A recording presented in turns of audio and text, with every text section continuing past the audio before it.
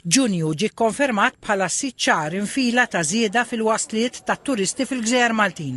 Skont ċifri pubblikati mill-Uffiċċju Nazzjonali tal-Istatistika għal Ġunju 2025, l-industrija turistika komplet tikseb riżultati rekord kemm fl-att ta' turisti li żaru lil Malta kemm fl-iljieli li qattaw hawn u l-flus li nefqu f'Malta.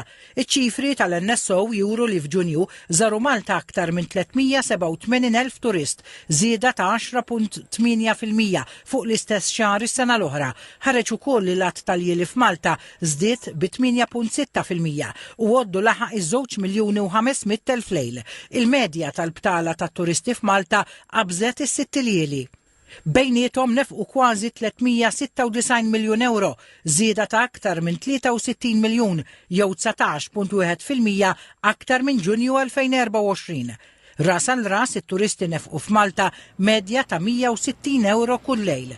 Intant f'ħarsa lejn l-ewwel nofs tas-sena jirriżulta li l-wasliet tat turisti f'Malta issa qabżu 1,800,000 turist, żieda ta' 13.5% fuq l-ewwel nofs tas-sena l-oħra. Bejniethom huma nefqu aktar minn 1,564 miljun euro, żieda ta' kważi 273 miljun euro fuq in-nefqa fl-istess perjodu tal-2024.